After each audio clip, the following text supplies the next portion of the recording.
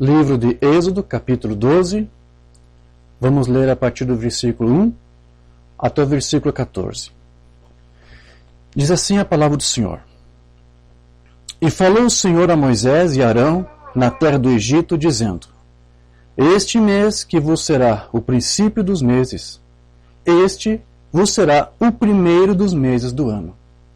Falai a toda a congregação de Israel, dizendo: Aos 10 deste mês, tome cada um para si um cordeiro, segundo as casas dos pais, um cordeiro para cada família. Mas, se a família for pequena para um cordeiro, então tome um só com seu vizinho perto de sua casa, conforme o número das almas. Cada um conforme ao seu comer, fareis a conta conforme ao cordeiro. O cordeiro ou cabrito será sem mácula ou mancha, ou um macho de 1 ano, o qual tomareis das ovelhas ou das cabras. E o guardareis até o 14º dia deste mês. E todo o ajuntamento da congregação de Israel o sacrificará à tarde. E tomarão do sangue e poluão em ambas as ombreiras e na verga da porta, nas casas em que o comerem. E naquela noite comerão a carne assada no fogo, com pães ázimos, com ervas amargas a comerão. Não comereis dele cru, nem cozido em água, senão assado no fogo, a sua cabeça com seus pés e com a sua fressura. E nada dele deixareis até amanhã, mas o que dele ficar até amanhã, queimareis no fogo. Assim, pois, o comereis. Os vossos lombos cingidos, os vossos sapatos nos pés e o vosso cajado na mão, e o comereis apressadamente. Esta é a Páscoa do Senhor. E eu passarei pela terra do Egito esta noite, e ferirei todo o primogênito na terra do Egito, desde os homens até os animais. E em todos os deuses do Egito farei juízos. Eu, o Senhor, eu sou o Senhor, e aquele sangue vos será por sinal nas casas em que estiverdes. Vendo eu o sangue, passarei por cima de vós, e não haverá entre vós praga de mortandade, quando eu ferir a terra do Egito. E este dia vos será por memória, e celebrá-lo-eis por festa ao Senhor. Nas vossas gerações o celebrareis por estatuto perpétuo. Vamos falar com o Pai. Querido Deus e amado Pai Celestial, agradecemos por esse instante em que estaremos aqui ocupados mais uma vez com as nossas mentes, espíritos, corações, na compenetração da Tua Palavra, para entendermos um pouco mais da Tua Palavra. Então, Senhor, sabendo que é através do Teu Santo Espírito que Tu nos instrui acerca de todas as coisas, pedimos, e mais uma vez, Tu nos ensine este dia e nos ajude a compreender a importância dessa festividade que Tu estabeleceu para o Teu povo, a nação santa de Israel. E os tipos que isso tudo representa para hoje, nós, os gentios, que embora não sejamos judeus, também fazemos parte da Tua família dos santos. Aqui estamos, Senhor, para guardar a Ti e a Tua palavra. E o Teu apóstolo Paulo, ele disse que toda escritura é divinamente inspirada e proveitosa para ensinar, para corrigir, para redarguir, para nos instruir. E quando ele disse isso, estava se referindo com as escrituras que ele tinha nas mãos, que eram os rolos do Antigo Testamento, o Tanakh. Então, Senhor, que Tu nos instrua através dessa escritura.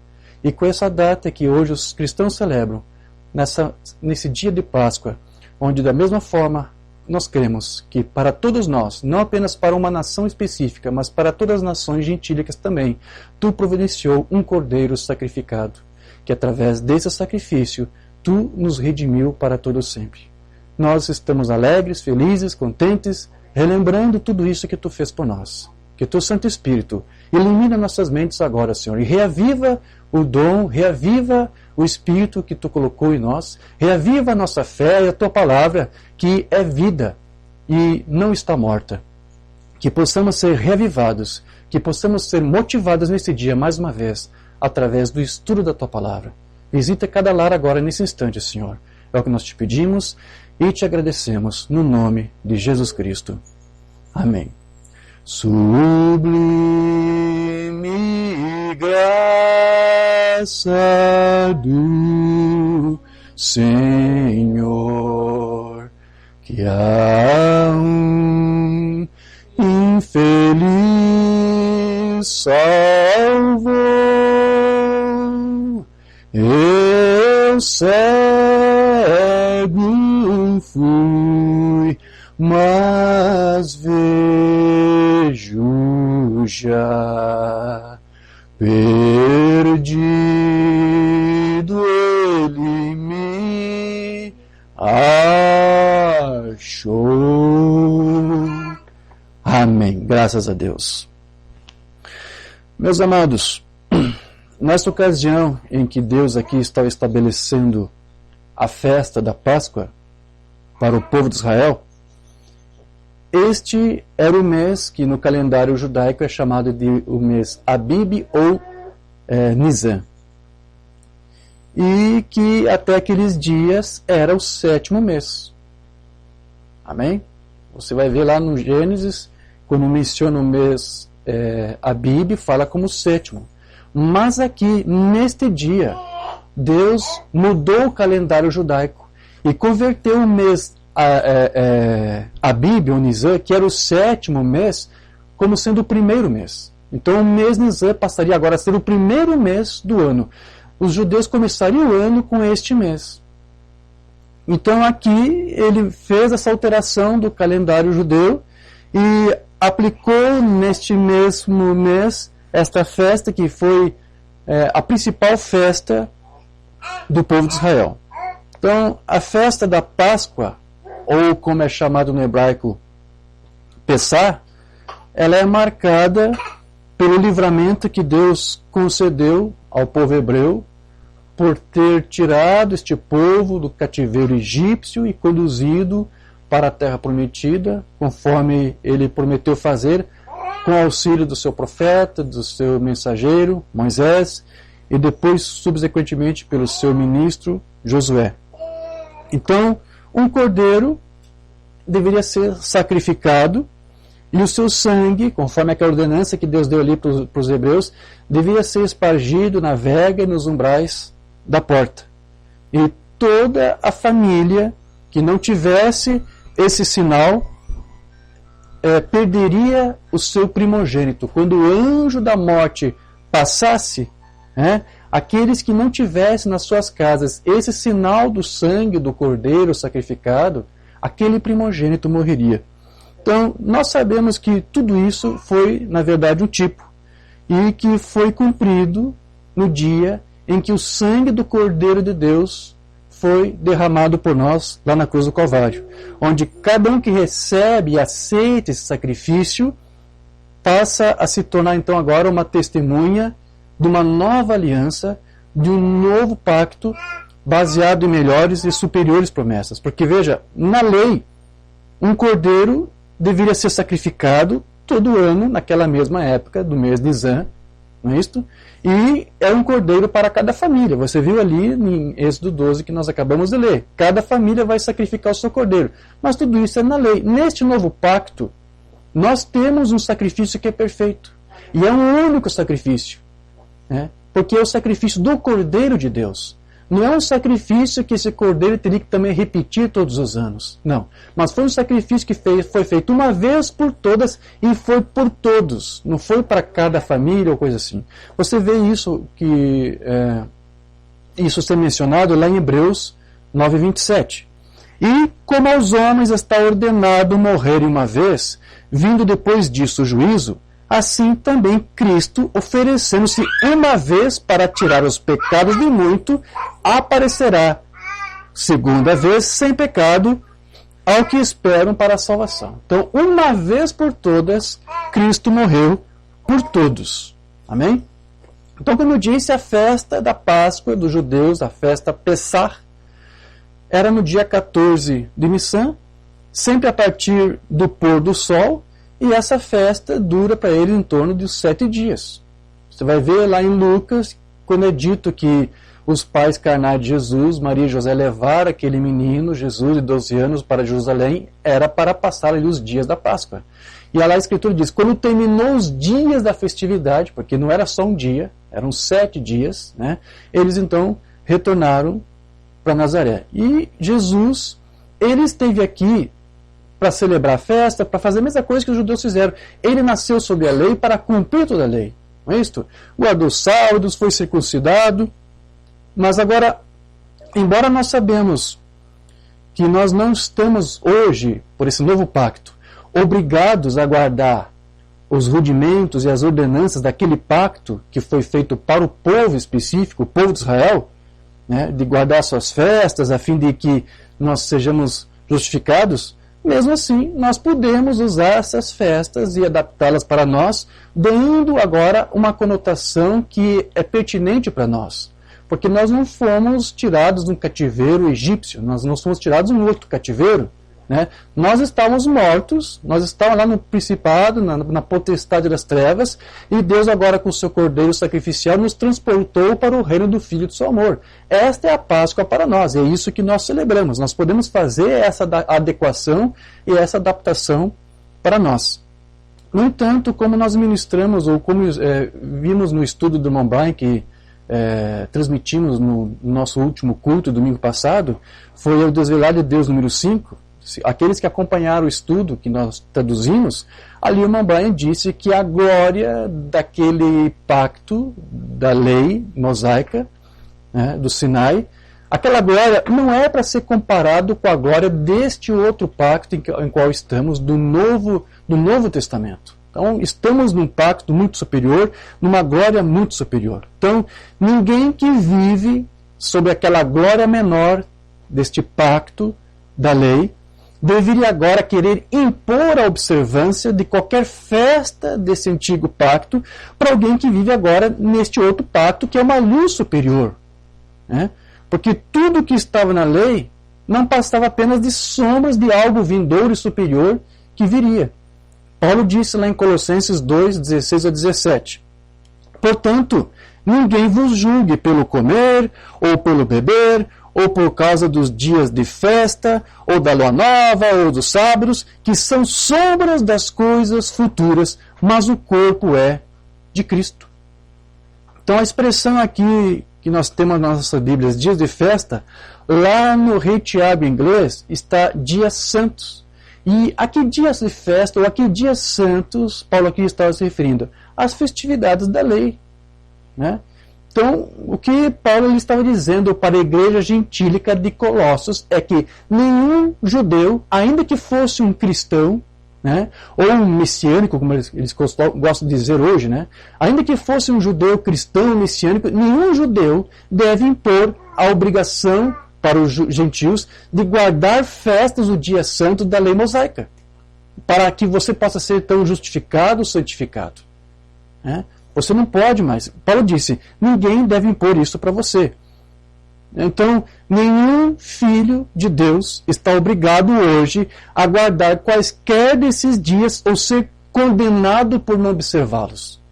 Porque todos os cristãos, sejam eles judeus, ou gentios, eles estão agora isentos dessa obrigação pela morte do nosso Cordeiro Cristo. Ele cumpriu toda a lei. Tudo isso era uma sombra que agora já foi completado. E nós não precisamos mais agora viver de sombras.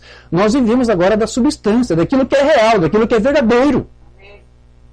Então, nesta nova aliança, nós alcançamos a nossa salvação, a remissão dos nossos pecados, a justificação gratuitamente. Não precisamos guardar uma festa, não precisamos fazer um sacrifício. Tudo nos foi otorgado gratuitamente. Deus fez tudo isso por nós. Né?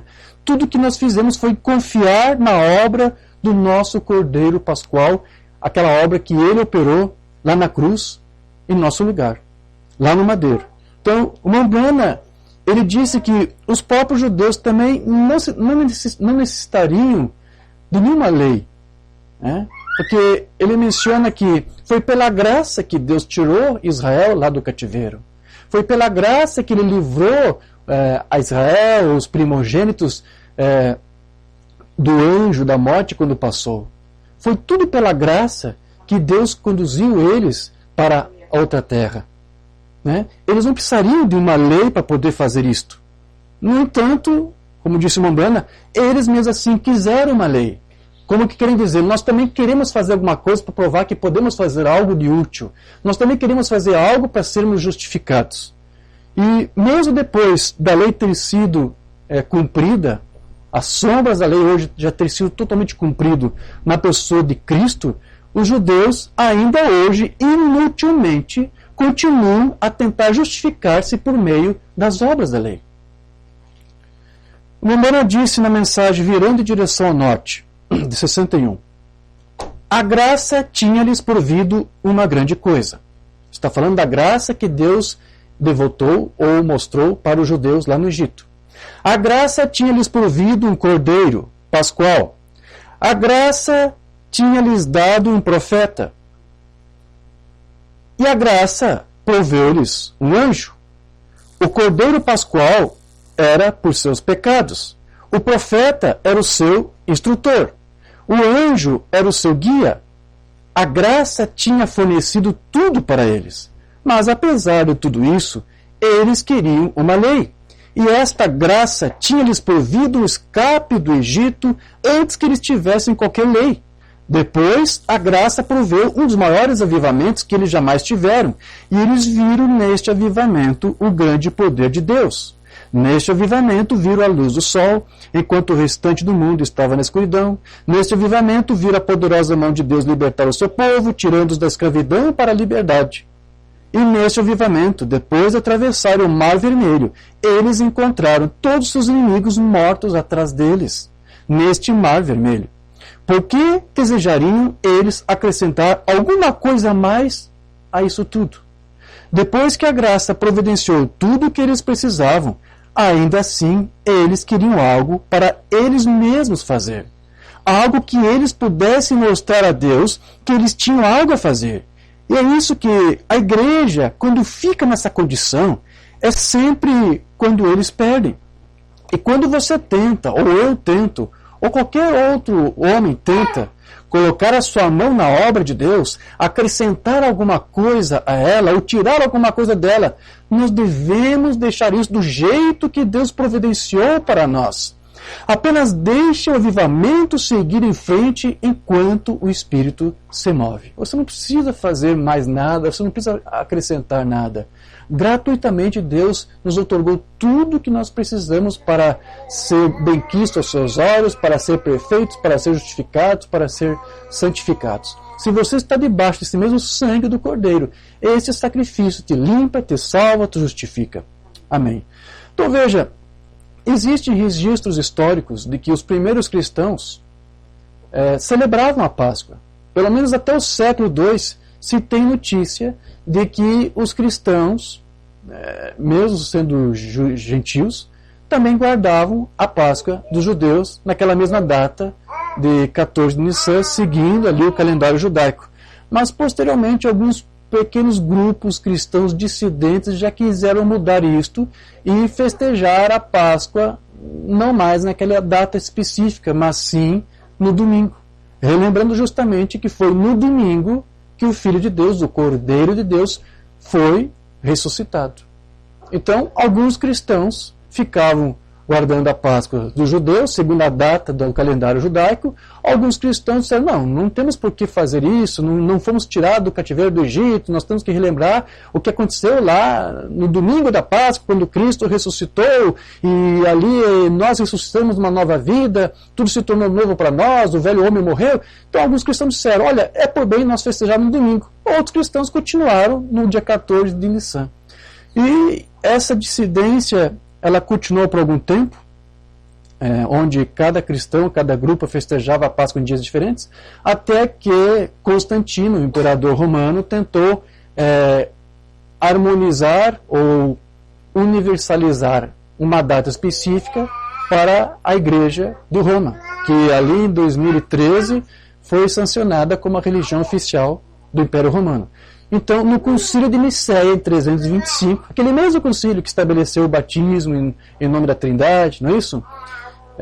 Que fez de Jesus uma segunda pessoa da deidade, Naquele mesmo concílio é que Constantino determinou: a Páscoa tem que ser celebrada no domingo. E até hoje os cristãos celebram, por ordem de Constantino, a Páscoa no domingo. Amém? Eu não sei se os irmãos estão conseguindo acompanhar a transmissão. Está sendo feita a transmissão? Amém. Então, Constantino mudou a data da celebração da festa da Páscoa. Então, essa festa, essa celebração dos cristãos era feita no primeiro domingo após a lua cheia do equinócio da primavera. Isso para quem que vive no hemisfério norte. Para quem vive no hemisfério sul, inicia o equinócio do outono, a estação do outono, que é em torno do dia 20, 21 de março. Então, quando a igreja substituiu o calendário juliano pelo calendário gregoriano, eu creio que isso foi lá no século XVI, se eu não me engano, ali já começou a haver também uma divergência, um grupo dissidente da Igreja Católica, um grupo ortodoxo, que preferiu seguir a celebração da Páscoa seguindo o calendário juliano, enquanto que os demais seguiram o calendário gregoriano. E há uma divergência de datas entre os dois calendários. Ok. Porém, o que a Igreja Romana fez, na verdade, lá naquele primeiro concílio, foi apenas uma tentativa, então, de padronizar uma data para a celebração da Páscoa para os cristãos. Porém, na verdade, não foi apenas isso que Roma fez naquele dia, naquele concílio. Porque, na verdade, o que eles também desejavam fazer era uma espécie de sincretismo com as simbologias das religiões pagãs daquele tempo. Por exemplo, o surgimento do ovo da Páscoa. Hoje você sabe que tem aí essa celebração. Alguns comem ovos de chocolate. Por que esse ovo? De onde é que surgiu isto? Né? Isso tudo faz parte de um sincretismo da Igreja Romana com as festas pagãs. Porque o símbolo do ovo é muito antigo, muito antes, inclusive, do surgimento do cristianismo. Né? O ovo era cultivado lá nas mitologias da Síria, da Babilônia, eu creio que também no Egito. Né? E o ovo ele representava a fertilidade, representava o renascimento da vida. Então, muitos séculos antes do nascimento de Cristo, a troca de ovos no equinócio da primavera, ali por 20, 21 de março, era um costume que celebrava o fim do inverno e o início da primavera. Como eu disse, para quem está no hemisfério norte. Aqui no sul, para nós, é o outono. Né? Mas, para se obter uma boa colheita, eles também faziam isso. Os agricultores, eles enterravam ovos na terra do cultivo. E tudo isso era feito em homenagem a uma deusa da Babilônia, uma deusa da Síria, e cada povo dá um nome diferente para ela. Tem vários nomes. O nome dessa deusa é Ishtar. Em outros povos, ela é conhecida como Ostera, eu fiz aqui a lista. Outros a chamavam de Ostara, ou Ostra, ou ainda Eostre. E interessante que a palavra Páscoa no inglês é Easter, e é em homenagem a essa deusa Ishtar, ou Ostera, né? Justamente para relembrar o sincretismo que a Igreja Romana fez. E por coincidência, o cemitério onde Umbanda foi sepultado lá em Jeffersonville é chamado Cemitério Páscoa. O nome lá no inglês é Cemitério Easter. Mas lembre-se que eu acabei de dizer que essa palavra Easter no inglês relembra essa deusa, essa divindade babilônica Ishtar. E os babilônios celebravam então o início da primavera, cultuando essa deusa Ishtar, ou Easter, que era chamada deusa do amor, também chamada deusa da primavera, porque era o equinócio da primavera. Também era uma deusa guerreira, uma combatente. E dentro da mitologia, essa deusa Ishtar, ela segurava um ovo em sua mão, enquanto observava um coelho ao redor dela, que tudo isso naquele tempo ali era um símbolo de fertilidade. Então, na mitologia babilônica ou assíria, essa deusa, essa divindade, ela também havia, segundo essa lenda, morrido e depois ressuscitado. E o interessante é que essa deusa, essa divindade, se casou também com um deus chamado, tudo isso na mitologia, lógico, Tammuz ou Assur, e esse deus também havia morrido e depois ressuscitado. Então veja que até que foi bastante conveniente para Constantino adaptar a data festiva dessa deusa pagã babilônica que morreu e ressuscitou com a festa da Páscoa, que relembra alguém que morreu e ressuscitou. Então eles fizeram apenas uma adequação, né, mudando alguma coisa, usando a mesma data, mas mudando alguma coisinha, mas porém conservando alguma simbologia, porque você vê que até hoje se celebra aí ovos de Páscoa, como era no tempo da deusa lá da Easter, não é isso? A deusa do amor. Não sei como é que em outros lugares, mas aqui na nossa cidade, não tenho visto, não acompanhei nesses últimos dias, mas geralmente o que eles fazem aí fora no mundo, baile de Páscoa, eles promovem, sai um carro com alto-falante, venha participar do nosso baile de Páscoa, né? Aqui perto da nossa casa tem aqui um lugar onde existe uma boate, né? E eu vi que essa noite aí teve boate ali, teve um baile de Páscoa ali. Por que isso? Por que eles escolheram dançar para comemorar a Páscoa de Cristo? Na verdade, não é a Páscoa de Cristo que eles estão celebrando ali. Estão celebrando a deusa do amor, Ishtar. Por isso que eles fazem seu baile de Páscoa. Veja, o que eu estou querendo dizer com tudo isso é que o espírito babilônico, o espírito romano, continua até hoje, guiando e norteando a conduta das pessoas. Então, o Mombrana, ele fez uma observação sobre essas festividades pagãs que a primeira igreja organizada de Roma fez, e expôs isso no seu livro das Eras. Eu quis só apenas cortar aqui um trecho e colocar aqui nesse texto para fazer a leitura para você ver como que o Mombrana fazia essa explicação. Quero ler aqui do livro das Eras, lá a partir da página 101. Mombrana diz aqui: a primeira igreja fundada em Roma já tinha transformado a verdade de Deus em uma mentira, ao introduzir uma religião pagã com significado e nomes cristãos. Celebrava a Páscoa de Cristo, mas a simbologia era pagã. Por volta da Segunda Era, ela era tão pagã, embora alegando ser a verdadeira igreja, que Policarpo veio, cerca de 1.500 milhas, numa idade muito avançada, pleitear com eles para voltarem. Eles não quiseram, não fizeram. Eles tinham uma sólida hierarquia, e uma sólida organização, e um completo afastamento da palavra. Esta, então, é a sinagoga de Satanás, cheia de blasfêmia, na qual já estavam as sementes da doutrina do nicolaítismo e que brevemente seria o verdadeiro trono-poder da religião satânica. E isto é exatamente correto, porque Apocalipse 2,9 não diz que essas pessoas são da sinagoga de Satanás, mas diz que são a sinagoga de Satanás. Quando o venerável Policarpo soube que a primeira igreja cristã de Roma estava envolvida em cerimônias pagãs, olha só, e tinha corrompido a verdade do evangelho, ele foi lá implorar a eles para mudarem. Ele os viu prostrarem-se diante de imagens com nomes de apóstolos e santos. Ele os viu acenderem velas e queimar incenso sobre o altar. Ele os viu celebrarem a Páscoa sob o nome de Easter, que você já sabe que é reverência à deusa Ishtar, da Babilônia, na qual levava o pão em forma de disco em honra ao deus Sol, e então derramava o vinho como uma libação aos deuses. Mais adiante, lá na página 164, Mombrana volta a tocar nesse mesmo assunto, das festividades que a igreja romana adequou. Seguindo Aniceto, veio o iníquo bispo de Roma chamado Vítor.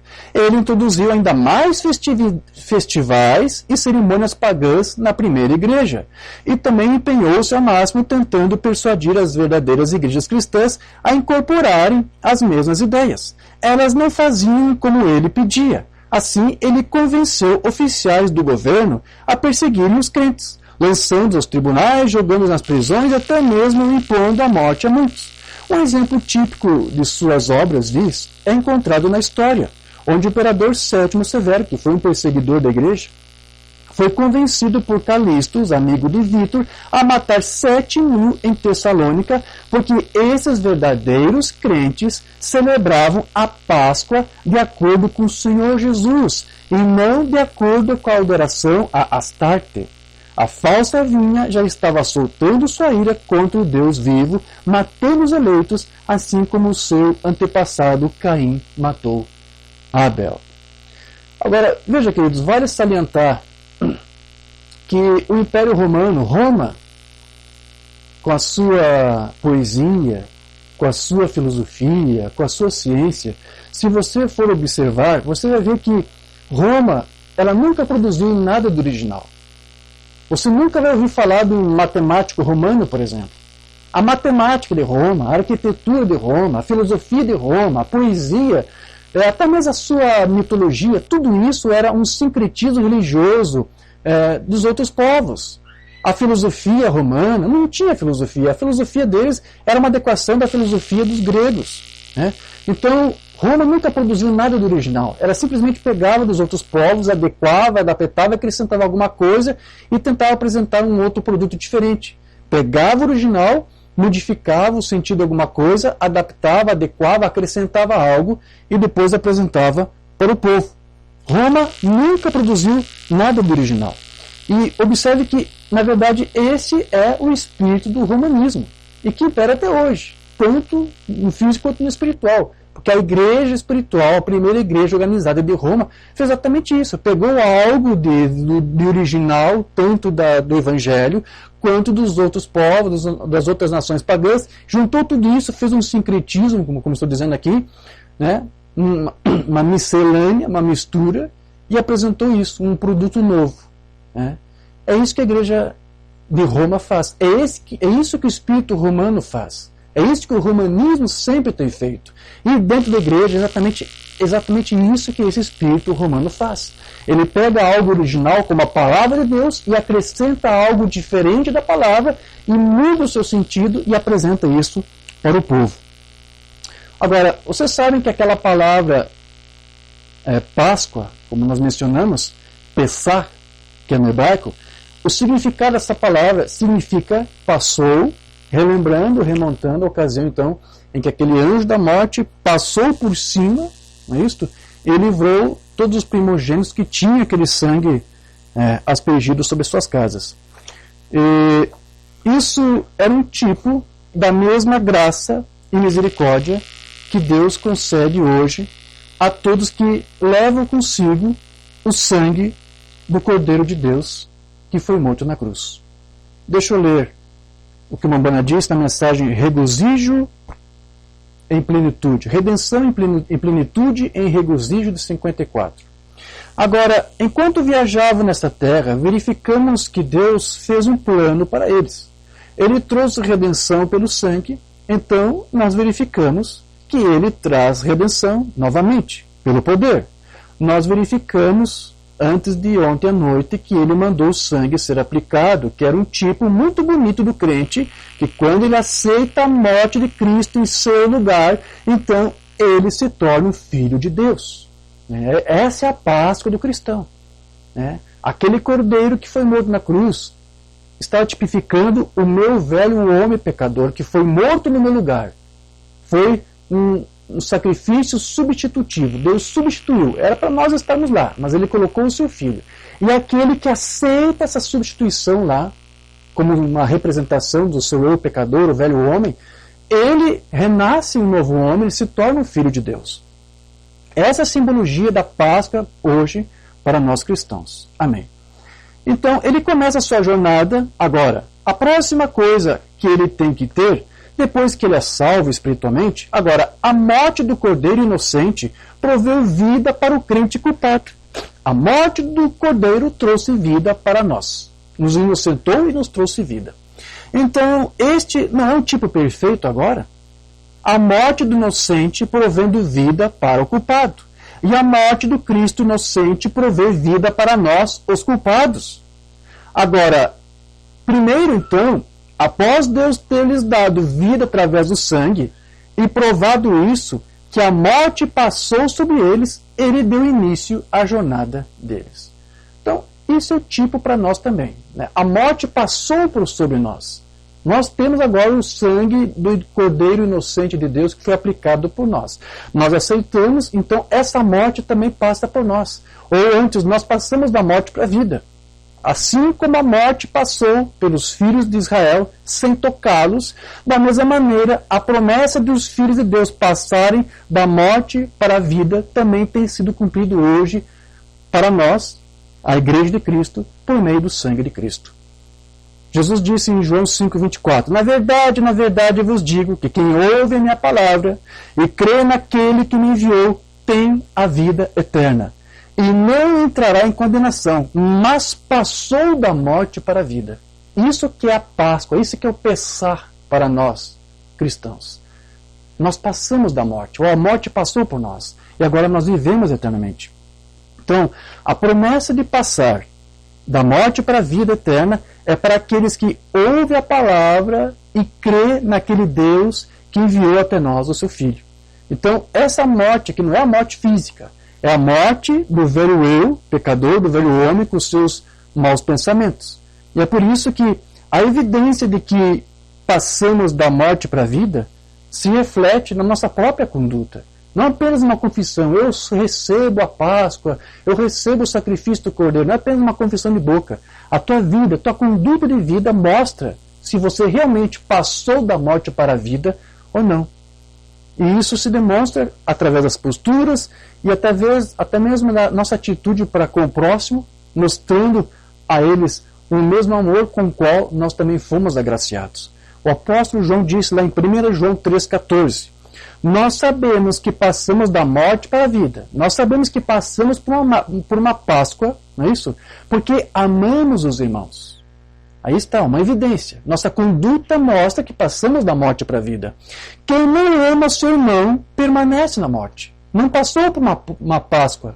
Não passou por uma morte, sepultamento e ressurreição. O velho homem ainda está aí.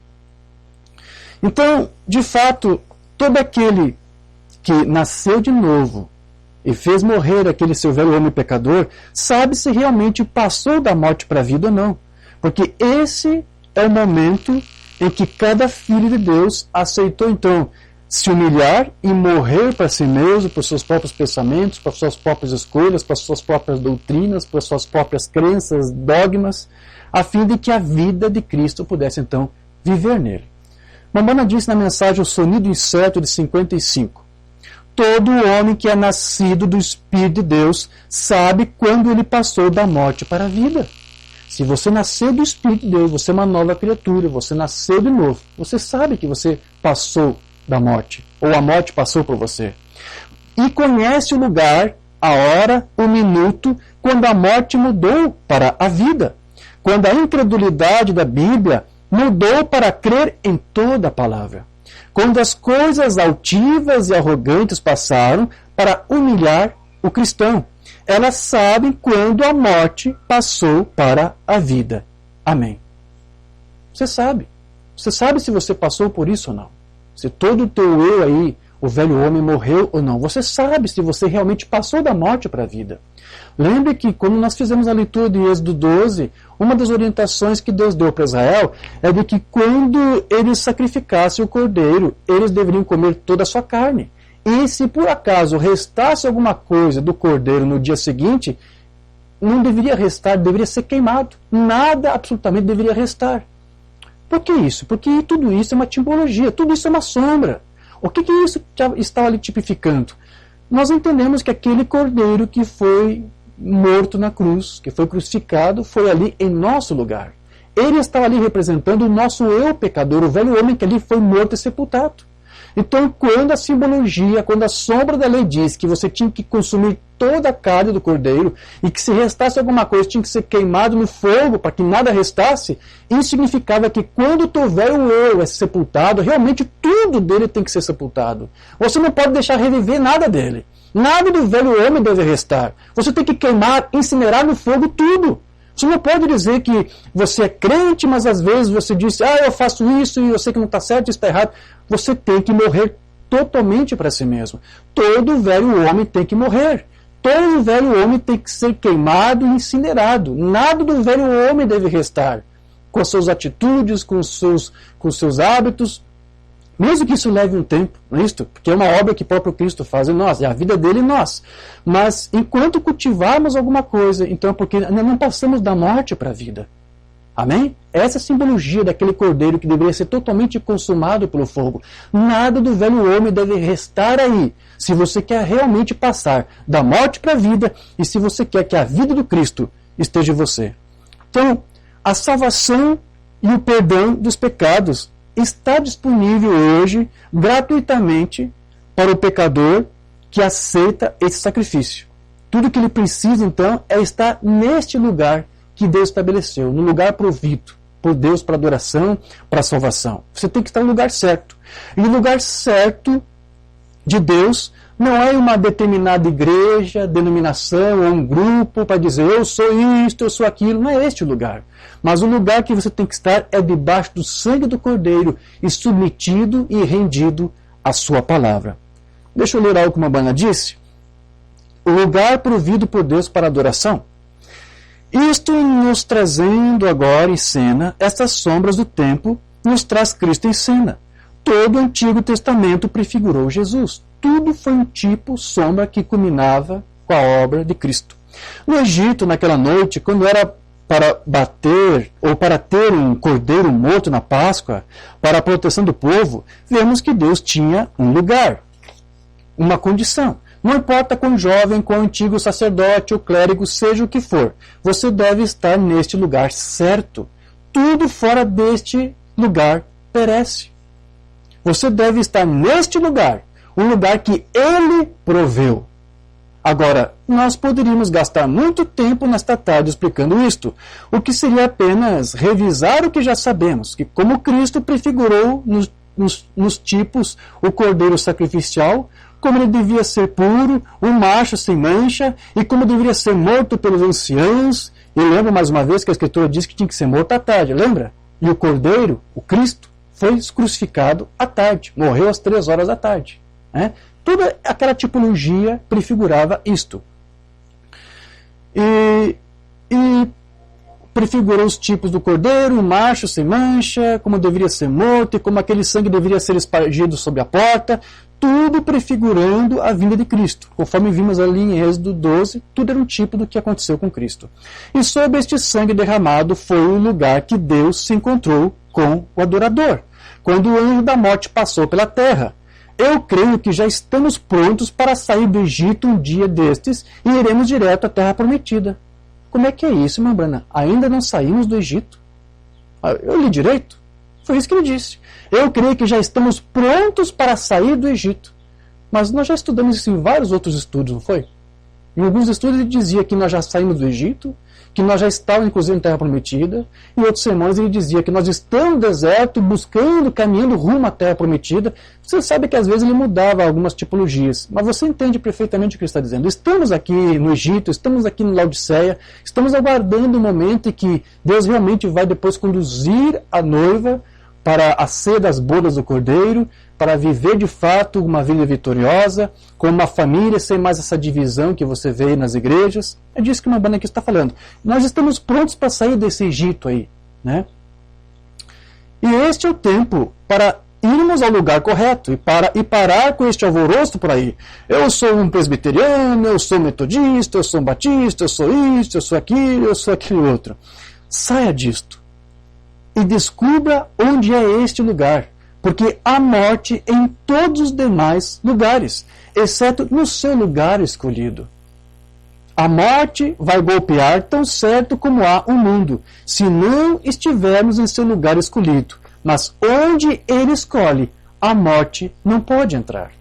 Se você escolhe estar no sistema do homem, a morte vai te encontrar ali. Mas onde você se encontra debaixo da palavra original, debaixo do sangue do Cordeiro, ali a morte não pode te alcançar. Portanto, é importante nós fazermos, como eu disse, o velho homem morrer com o seu fermento do pecado, porque foi para isso que o sacrifício do Cordeiro Pascal foi oferecido para nós na cruz. O apóstolo Paulo disse lá em 1 Coríntios 5,7: Alimpai-vos, pois, o fermento velho, para que sejais uma nova massa, assim como estáis sem fermento, porque Cristo, nossa Páscoa, foi sacrificado por nós. Então, todo cordeiro tem que ser consumido. Nada do velho homem tem que ficar aí. Nada do fermento do antigo sistema romano deve ficar aí. tudo deve morrer com as suas tradições, com o seu paganismo, com as suas divindades, tudo isso tem que morrer. Ovo de Páscoa, tudo isso tem que morrer, querido. Amém? Há um espírito aí norteando a conduta das pessoas. E uma banda disse que a tua conduta mostra se você passou da morte para a vida ou não. João disse isso também. Então, veja que o tipo do cordeiro sacrificial, representando o Filho de Deus, ele está presente praticamente em toda a Bíblia. Em toda a Bíblia você vai ver essa figura aqui do Cordeiro de Deus. Você lembra que Abel era um pastor, né? Ele ofereceu o melhor cordeiro que ele tinha para Deus. Por que isso? Porque ele havia recebido uma revelação de que seria através de um cordeiro que um dia a raça humana teria outra oportunidade de voltar a viver no jardim de Deus. Abel recebeu essa revelação. Deixa eu ler algo que uma banda disse aqui na mensagem O Cordeiro e a Pomba de 57. Agora, Abel viu e sacrificou um cordeiro. E isso foi uma revelação. Por toda a eternidade tem sido revelação. Revelação. E esta noite é uma revelação. Não uma forma externa, nem uma declaração de credos, nem um grupo de orações, nem um rosário, mas uma revelação direta de que Deus revelou a você que Cristo é o seu Cordeiro da Páscoa. Que Ele levou os teus pecados e que você o aceitou como oferta pelo pecado em seu lugar. Era para você estar ali, mas Ele foi lá e morreu no teu lugar. Então, esse Cordeiro Pascual, ele foi conhecido por Deus, na verdade, desde antes da fundação do mundo. E foi separado desde antes da fundação do mundo para nos comprar futuramente com seu precioso sangue quando ele estivesse aqui conosco, na forma humana, na terra. Veja o que Pedro disse lá em 1 Pedro 1, 17 a 20. E se invocais por Pai aquele que, sem acepção de pessoas, julga segundo a obra de cada um, andai em temor, durante o tempo da vossa peregrinação, sabendo que não foi com coisas corruptíveis, como prata ou ouro, que fostes resgatados da vossa maneira de viver, que por tradição recebeste dos vossos pais, mas com o precioso sangue de Cristo, como de um cordeiro imaculado e incontaminado, o qual, na verdade, em outro tempo foi conhecido, ainda antes da fundação do mundo, mas manifestado nesses últimos tempos por amor de vós. Agora, veja que Pedro não está falando aqui que Deus foi conhecido antes da fundação do mundo. Ele está dizendo que Deus conheceu um outro ser antes da fundação do mundo. Não misture. Né? Então Pedro aqui está falando, na verdade, de uma pré-existência. Esse cordeiro já tinha uma pré-existência e foi conhecido por Deus antes da fundação do mundo, o qual Deus depois determinou, então, desde antes da fundação do mundo, que algum dia ele deveria ser morto por nós. Deixa eu ler também Apocalipse 13, verso 8, onde você vê isto lá. E adoraram a todos os que habitam sobre a terra, esses cujos nomes não estão escritos no livro da vida do Cordeiro, que foi morto antes, desde a fundação do mundo. Então veja, usando essas mesmas palavras da Bíblia, Mombanha ensinava que Deus, ele matou o seu Cordeiro antes da fundação do mundo. Porém, citando aqui isto que você acabou de ouvir de Apocalipse, porém explicando para nós que essa morte, na verdade, ocorreu na mente de Deus. Embora o filho tivesse uma pré-existência, ele não matou o seu filho lá antes, não. Ele tinha o seu filho ao seu lado, e o filho gozava da mesma glória, mas foi nos planos eternos de Deus, foi na sua mente que Deus decretou que um dia este filho serviria como um cordeiro para nós, para ser morto no nosso lugar. Então, antes mesmo que viesse para a terra uma raça humana, ele que depois caísse em pecado, Deus já havia então preparado uma forma, já tinha planejado um meio de resgatar essa raça humana que um dia viria a cair.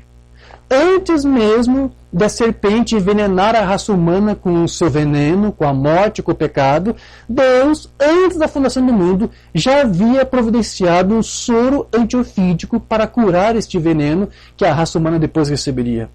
Mamana disse na mensagem A Aliança da Graça de Abraão, 61. Quando foi que o Cordeiro foi morto? 2000 anos atrás, no Calvário? Não aos olhos de Deus. Ele era o Cordeiro que foi morto desde a fundação do mundo, quando Deus viu o que Satanás havia feito. Por antecipação, Deus sabia o que Satanás iria fazer. O seu programa já foi, então, estabelecido, e ele sabia que ele enviaria o seu filho, e ele seria uma propiciação pelos nossos pecados. E na mente do Senhor, para conquistar o seu povo, ele matou o cordeiro em sua própria mente antes da fundação do mundo. Veja, ele está explicando aquela escritura para nós, Apocalipse 13:8. O cordeiro foi morto desde a fundação do mundo. Como? Ele pegou lá o filho, matou? Não. Na sua mente. Isso já estava planejado. Ele viu por antecipação o que a serpente ia fazer, o que Satanás ia fazer, e por antecipação Deus também já decretou o que ele iria fazer para corrigir tudo isto. Então, não foi somente ao seu filho que Deus, na verdade, conheceu no antemão, mas também a todos os que receberiam o sacrifício deste filho que Deus providenciaria para nós, e que o qual Deus de antemão já tinha planejado. Então, desde antemão, desde antes da fundação do mundo, Deus viu o que ia acontecer e separou seu filho para este propósito. E também colocou o nome de cada filho dele que receberia esse sacrifício também no livro da vida do Cordeiro, desde antes da fundação do mundo. Deus já viu tudo isso. Desde antes Deus já viu a mim e a você e colocou os nossos nomes lá. Nós não tínhamos uma pré-existência juntamente com Cristo, como o Filho de Deus tinha lá. O Filho tinha uma pré-existência, ele conheceu o Filho lá. Mas o plano de matar o Filho estava na sua mente. E o plano de colocar junto com o seu Filho aqueles que serviriam a Ele, que viveriam por Ele, Deus também já planejou e também colocou os seus nomes neste mesmo livro. Romana diz na mensagem: queríamos ver a Jesus, 62. Eu espero que o meu nome esteja no meio disso, mas se estivesse o meu nome alguma vez no livro da vida, ele foi colocado lá antes da fundação do mundo. Não foi quando você aceitou uma doutrina de um grupo, não foi isto. Quando o Cordeiro foi morto por mim no pensamento de Deus. Quando Deus pensou em sacrificar, fez o seu plano, ali, imediatamente, ao mesmo tempo, seu nome também já foi incluído como alguém que foi morto. Porque o Cordeiro tipifica nós também. O Cordeiro foi morto, todos nós morremos. O Cordeiro ressuscitou, todos nós ressuscitamos. Porque o Cordeiro é um tipo de nós. Quando Deus contempla a minha vida e a tua vida, Ele não vê a mim e a você, Ele vê o Cordeiro em mim, Ele vê o Cordeiro em você. Quando Ele viu o Cordeiro lá, por antecipação, Ele viu todos nós lá. Amém. Outra mensagem, quem é este Melquisedeque? Antes que Jesus nascesse, 4.000 anos antes que viesse à Terra, e vários milhares de anos antes de você vir à Terra, Jesus, na mente de Deus, morreu pelos pecados do mundo. E o livro da vida foi feito, e o seu nome foi colocado naquele livro da vida antes da fundação do mundo. Os eleitos, os escolhidos, os vencedores, seus nomes já estavam lá, os predestinados. Essa é a verdade da Bíblia. Veja, seu nome foi ordenado por Deus e colocado no livro da vida antes da fundação do mundo. Isso é maravilhoso. Eu quero ler mais outra mensagem do Mambana. Hebreus capítulo 7, número 1. Onde Jesus foi morto? No Calvário? Não, Senhor. Jesus foi morto antes da fundação do mundo. Eis o Cordeiro de Deus que foi morto antes da fundação do mundo. Deus, no princípio, quando Ele viu o pecado, Ele viu o que estava para acontecer. Ele falou a palavra. E Jesus foi morto antes da fundação do mundo. E cada pessoa que foi salva de acordo com a Bíblia, quando o Cordeiro foi morto na mente de Deus antes da fundação do mundo. Você estava incluído na salvação, então. Então você já foi salvo lá, quando Deus colocou o seu nome no livro da vida do Cordeiro. Meu irmão, ali você já estava salvo. Oh, que maravilha! Graças a Deus. Então, a morte do Cordeiro antes da fundação do mundo não foi algo literal, você entendeu? Mamãe explica ali. Foi na mente de Deus, ou seja, foi uma estratégia, foi um programa de Deus. Mas o Mambana, ele usava isso aqui dizendo, olha, isso já está estabelecido, já foi estabelecido por Deus já há muito tempo. Deus já decretou e já ordenou que era assim que a raça humana deveria ser salva. Então nós verificamos que Deus tem os seus planos eternos e que a morte do Filho foi um plano já estabelecido por Deus, como eu disse, na sua mente, que só se cumpriria depois que o Filho nascesse da Virgem Maria.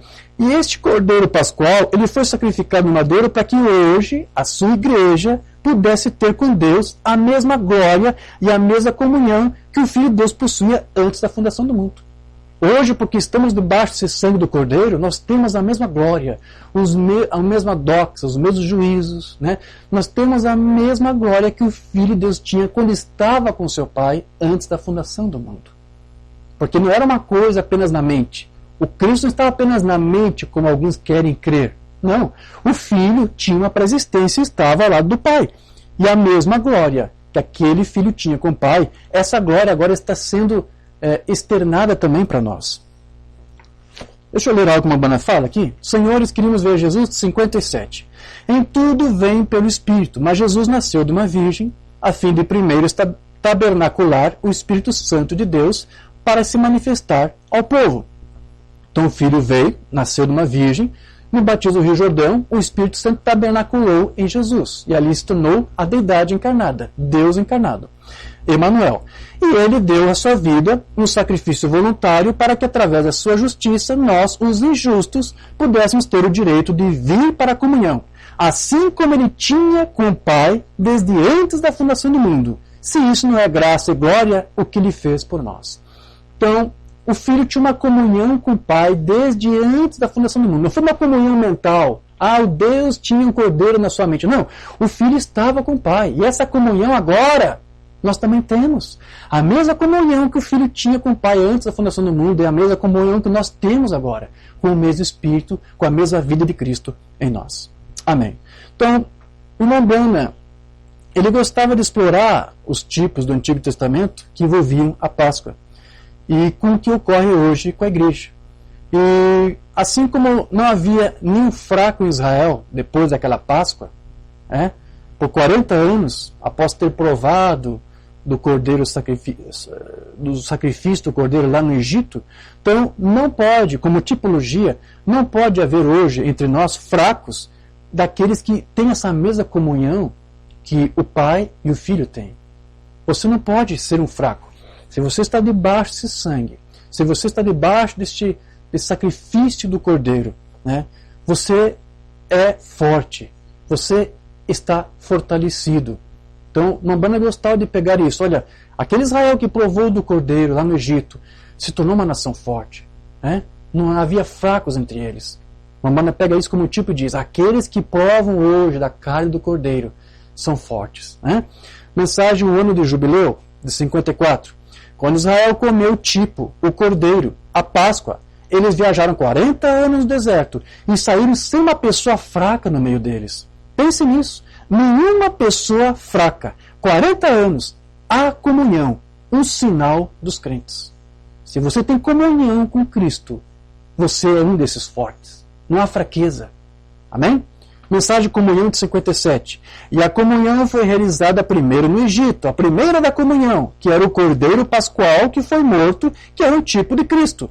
E muitos de nós estamos familiarizados com aquela abençoada história de como aqueles que tomaram a comunhão lá embaixo andaram pelo deserto por 40 anos.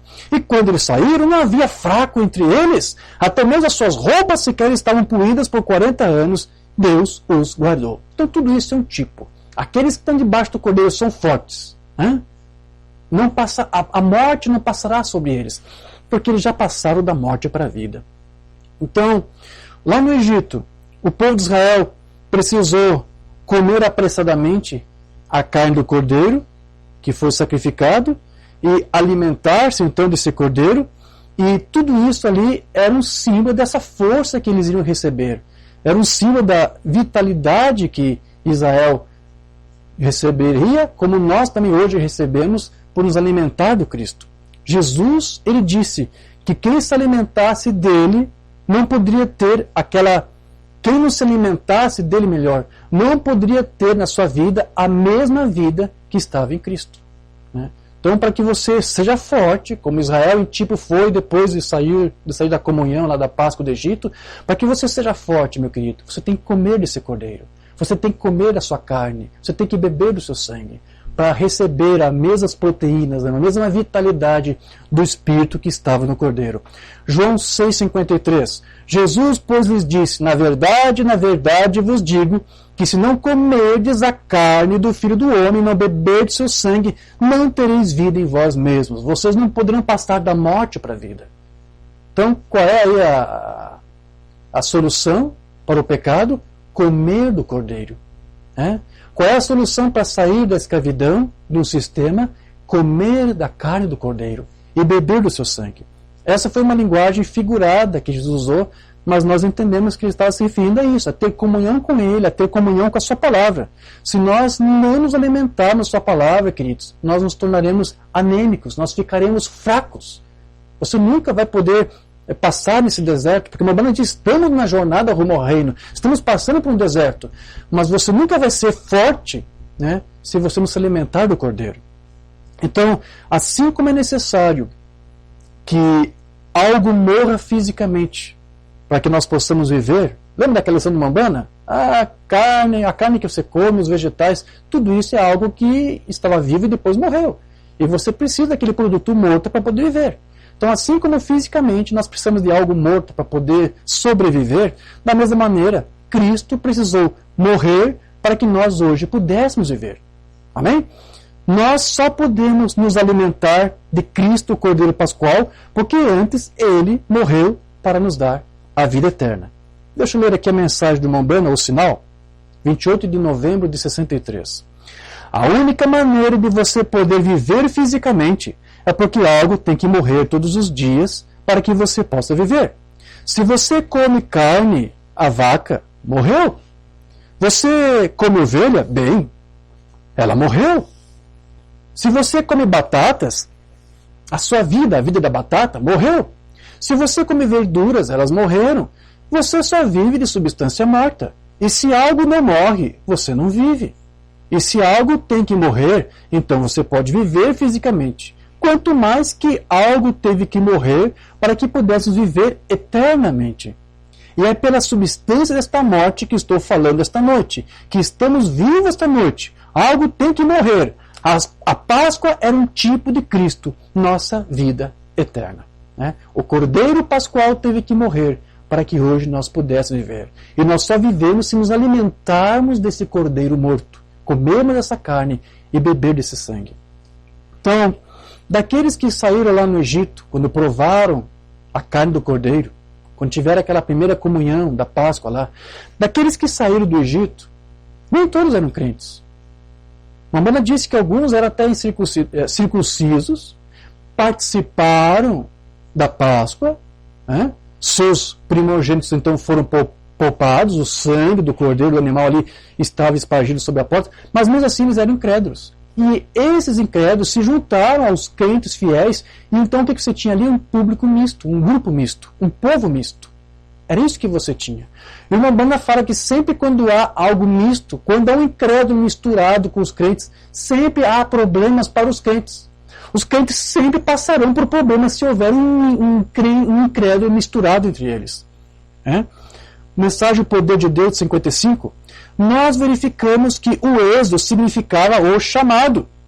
Deus separando o seu povo do incrédulo. Então, quando ele levou, verificamos na Escritura que havia uma multidão mista que subiu. E é isso que tem deixado o verdadeiro crente em problemas, porque era uma multidão mista. Eles foram os que derreteram os seus brincos e coisas tais e fizeram bezerro. Aquele povo misto, que estava misturado melhor, que era incrédulo, participou da Páscoa, tinha o sangue nos umbrais, mas era incrédulo. Aquele povo lá fez um ídolo lá para o Israel adorar. Lembra disso? Para voltar ao Egito, foram eles que disseram: vamos voltar para o Egito, vamos voltar para as cebolas do Egito, para os alhos, não é isso? Agora, quando o fenomenal é feito, o milagre de Deus foi realizado e todos se uniram a ele. E então a multidão mista seguiu, porque eles estavam indo. Eles foram circuncidados e eles guardaram a Páscoa. Sim, e assim por diante. Mas ainda assim, eles eram a multidão mista, incrédulos com os crentes. E finalmente, apareceram entre eles, ou seja, mostraram a sua incredulidade. Ninguém que é incrédulo esconde a sua incredulidade por muito tempo. Ele acaba depois expondo isto. na sua própria conduta ou numa doutrina errada que começa a professar, mostrando que não passou da morte para a vida. Então, veja que, embora muitos tivessem ali então comido aquele sacrifício do cordeiro, lá no Egito, eles ainda continuavam mortos. Eles podem ter sido poupados fisicamente quando o anjo da morte passou, mas espiritualmente eles estavam mortos. Mas eu quero dizer uma coisa para você. Aqueles que participam desta carne, aqueles que comem da carne e bebem desse sangue, não podem continuar sendo incrédulo. Você realmente tem que passar da morte para a vida. Essa é a diferença desse pacto de agora para o pacto do passado. O pacto da lei lá, onde os judeus até hoje celebram a Páscoa, eles podem até comer um carneiro ali, um cordeiro, mas se eles não de fato passaram da morte para a vida, só que eles estão ali manufaturando. Então, na lei era muito fácil alguém cobrir a sua incredulidade com gestos religiosos, guardando ordenanças de homens, no sistema de homens. Mas neste novo pacto, querido, não há como você esconder isto. Não há mais como você tentar personificar, não há mais como você disfarçar. Se realmente você passou da morte para a vida neste pacto, a tua vida vai denunciar isto. Não tem mais como você se esconder. Amém? Então, já para nós concluir aqui o nosso estudo, nós vimos também que no Egito, um sinal era usado por Deus para que ele passasse por aquelas famílias e o anjo da morte não os tocasse, ou pelo menos os seus primogênitos. E o sinal era o sangue do cordeiro sacrificado. E uma banda disse que nesse novo pacto agora, o sinal que nós temos não é de um sangue, não é de uma química. O sinal que nós temos, ou que nós precisamos ter para que o anjo da morte passe direto por nós, é o sinal do Espírito Santo. Mas nós já explicamos em outros estudos, onde o sinal não é nada a ver com o batismo do Espírito, com o sangue do Espírito, com o poder do Espírito, mas é o selo da Páscoa, é o selo do Espírito Santo no crente. Este é o verdadeiro sinal de que quando Cristo vê isto, ou quando Deus vê isto, Ele te poupa, Ele te livra, Ele te salva, Ele te fortalece. Este é o sinal da igreja neste novo pacto. Não é um sangue no umbral, não é um comer uma carne literal de um cordeiro. É você realmente viver a palavra, ser alimentado pela palavra, ser submetido à palavra e aceitar estar sujeito ao sinal do Espírito Santo que é vindicado, que é manifestado pela mensagem, pela palavra desta hora deste dia. Quando você recebe a mensagem desse dia, aí você tem o sinal de que você passou da morte para a vida. Não uma coisa manufaturada, porque você sabe, na antiga religião, no antigo pacto, você podia dissimular tudo isso. Neste novo pacto, querido, você não pode dissimular. Uma banda disse, você sabe se você passou ou não da morte para a vida. Mas deixa eu ler aqui algumas mensagens, que a mesma mensagem, uma banda em dois pontos diferentes. Mensagem O Sinal, de setembro de 63. Porém, neste lugar glorioso, sob este pacto, há uma diferença entre o sangue e a vida. O sinal para o crente neste dia é o Espírito Santo. Não sangue, não química, mas isso é o Espírito Santo de Deus. Este é o sinal pascual hoje da igreja. Este é o sinal que Deus requer da igreja hoje. Deus tem de ver esse sinal. Ele tem de vê-lo em cada um de nós, E que se demonstra com atitudes, com uma conduta e com uma confissão de fé genuína com a palavra, com a fé apostólica. Mais adiante ele vai dizer isto.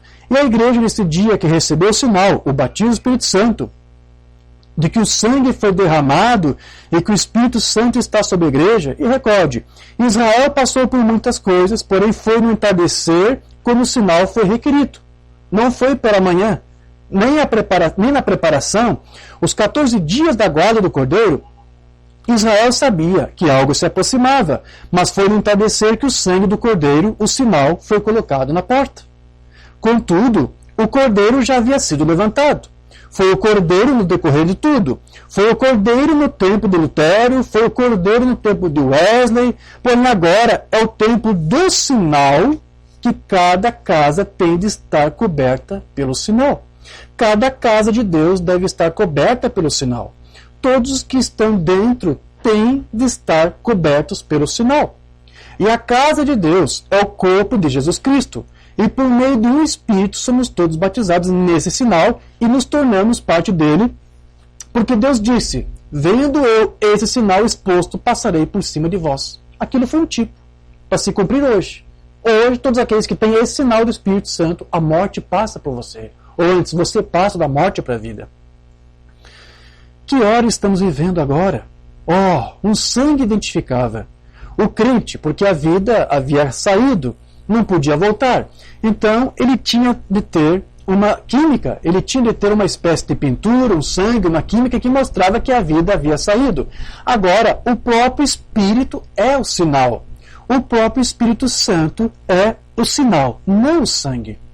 O sangue foi derramado no Calvário, isso é verdade. Porém, o sangue, quanto ao que é, regressou aos elementos dos quais veio, do sustento que ele havia vivido. Mas veja, dentro da célula de sangue, havia uma vida que começava a fazer a célula de sangue se mover. A química não tinha vida em si, ela mesma, e por isso não podia mover-se. Porém, quando a vida entrou na química do sangue, ela formou uma célula, formou sua própria célula, então célula após célula, e tornou-se um homem. E este homem era Deus, Emmanuel, em carne. Mas quando aquela vida voltou, a química se foi. Porém, o sinal é o Espírito Santo sobre a igreja para que vejam Cristo. Amém. Então veja, assim como Cristo, nós também então precisamos passar pela morte que ele passou, pelo sepultamento que ele passou e pela ressurreição. Nós temos que passar por tudo isso. Se temos o sinal desse Espírito em nós, nós temos que passar por todo esse processo. Porque assim como o Cordeiro Pascual foi sacrificado da mesma maneira, nós precisamos sacrificar, como eu disse, a nós mesmos, consumir a carne pelo fogo para não restar nada. Todo velho homem tem que morrer, para que então nós possamos depois ressuscitar com Cristo e viver uma vida ou em novidade de vida. E isso é o que a Páscoa realmente significa hoje para a igreja cristã. Já para encerrar aqui nosso estudo, Mombrana disse na mensagem Ao Nascer do Sol, que foi a última mensagem de Páscoa que Mombrana pregou em 65. Somos redimidos por ele e agora ressuscitados com ele. Isso é o que a Páscoa significa para o povo, ressuscitados com ele. Por isso que estamos aqui relembrando no domingo a Páscoa, porque para nós é isso que é a Páscoa, é a ressurreição com Cristo. Não tanto a morte, é um grande triunfo o velho homem morrer, mas mais triunfo ainda, mais glorioso, é você ressuscitar em um novo homem, com uma nova mentalidade, com a comunhão de Deus, a mesa que o Filho e o Pai tiveram. Então, o desejo do crente agora é ver Cristo manifestado na sua vida. E a maneira como ele tem se manifestado hoje é vivendo no próprio crente pelo seu Espírito. Este é aquele sinal da Páscoa que todo crente tem que ter. O Espírito Santo atuando no crente através de nós e controlando as nossas vidas, o nosso ser, nosso pensar, o nosso falar. É essa Páscoa que nós precisamos viver, comemorar e celebrar. Os cristãos gostam de celebrar a Páscoa, mas nós temos que todos os anos celebrar isto. Nós não escolhemos um dia do ano para relembrar o que Cristo fez. Todos os dias de nossas vidas nós relembramos que morremos, que fomos sepultados e que revivemos. Todos os dias nós damos graças a Deus por ter sido ressuscitados com Cristo. Amém? Quero só ler essa mensagem mais do Mombrana e já encerramos essa ministração. Mensagem Meu Redentor Vive, de 55. Morto com ele, enterrado com ele e ressuscitado com ele. Ressuscitado com Cristo na ressurreição. Estava na esperança que Deus colocou em nossos corações, hoje esta nova segurança. Algo aconteceu em nossas vidas que tirou todas as sombras, quando Cristo ressuscitado veio até nossas condições pecaminosas em que nos encontrávamos, e as velhas coisas morreram, na crucificação com Ele, no altar, e nós ressuscitamos com Ele, e vivemos com Ele, e reinamos com Ele. Amém. E assentados agora em lugares celestiais em Cristo Jesus, nós já ressuscitamos com Ele. A ressurreição já passou. Isso é um fato consumado.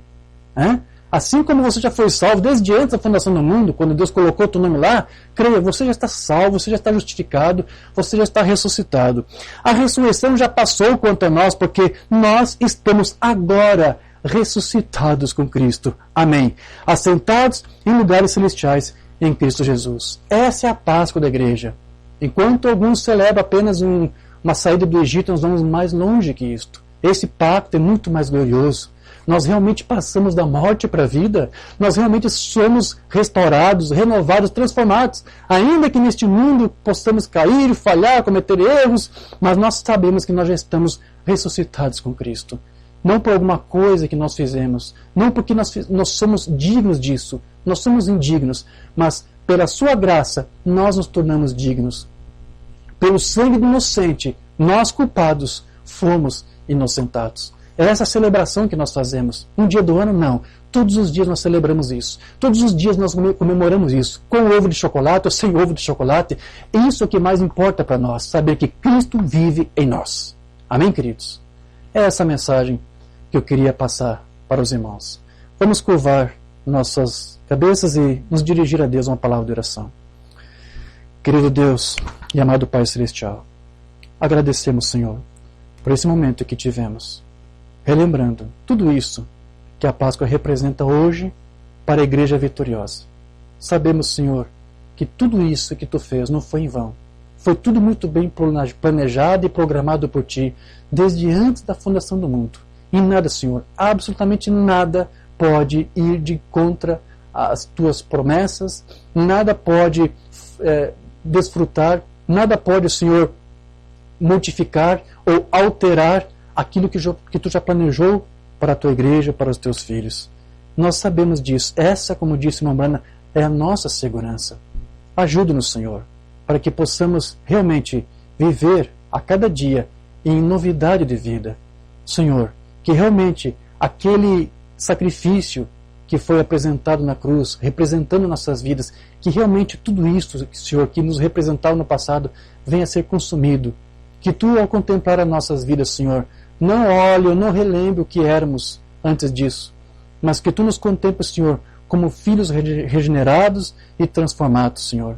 Precisamos dessa misericórdia, precisamos, Senhor, dessa aquiescência, precisamos, Senhor, que Tu nos devenha para, mais uma vez, estarmos diante de Ti e Te adorar em espírito e em verdade. Precisamos, Senhor, da Tua complacência, precisamos da Tua misericórdia, Senhor.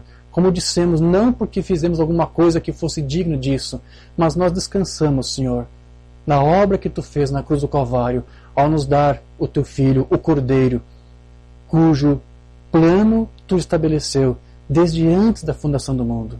Que Tu nos ajude, Senhor, que a vida do Cordeiro possa estar com cada filho e cada filha Tua, Senhor. Que Tu possas visitar a Tua Igreja com Teu Santo Espírito, dando a eles uma vida de autoridade, Senhor. Que não haja nenhum fraco entre eles, que eles sejam realmente fortalecidos, ainda que eles pisem em serpentes, ainda que eles passem por transtornos, por percalços, por pedras, Senhor, esteja com a Sua Igreja, esteja, Senhor, conduzindo, como Israel, que no deserto atravessava aquele deserto com pedras, com rochas, com serpentes, assim estamos nós atravessando, Senhor, mas nós confiamos que não estamos sós. Tu fortaleceu aquele povo porque participou daquela comunhão. Senhor, nós cremos que temos comunhão com o Teu Santo Espírito. Então fortaleça a Tua Igreja ao longo dessa jornada, Senhor, para que possamos chegar até a terra prometida e receber aquilo que é nosso direito, não porque nós conquistamos, mas porque o Teu Cristo conquistou por nós. E nós sabemos que tudo isso já está consumado. Ajuda-nos, Senhor, que o sangue do Cordeiro continue a nos limpar, que o sangue do Cordeiro continue a nos purificar, que o sangue do Cordeiro ajude-nos a remover de nós tudo aquilo que não Te pertence e nos dar realmente um novo entendimento, nos moldar em nossos caráter, para que tenhamos um caráter de Cristo, para que tenhamos a personalidade de Cristo, para que sejamos uma imagem refletida do Teu Cristo, para que assim, Senhor, como Ele esteve aqui, nós possamos também estar aqui como filhos Teus vitoriosos, como Ele mostrou ser um tipo certo de filho, que Tu ajude a cada um de nós, Senhor, debaixo desse sangue pascual, ser um tipo correto, um tipo certo de filho, para participarmos, Senhor, das promessas que pertencem àqueles que recebem a adoção, porque tudo nos pertence. Só agora, Senhor, neste mundo, nessa dimensão que estamos, só o que falta é a redenção do corpo, que virá, Senhor, no dia da adoção. E esperamos por esse dia, Senhor. Ajude-nos, Senhor. É a única coisa que nos falta para atravessarmos o Mar Vermelho e assumir definitivamente, Senhor, essa terra, essa promessa, Senhor. Estamos aqui. Capacita-nos Prepara-nos, Senhor, enquanto estivermos aqui, que Tu nos ajude e nos fortaleça para continuarmos a dar testemunha desta glória, desse novo pacto que é muito superior, Senhor. Obrigado, Senhor. Obrigado pela Tua graça. Obrigado pela Tua misericórdia. No nome de Jesus Cristo. Amém. Graças a Deus.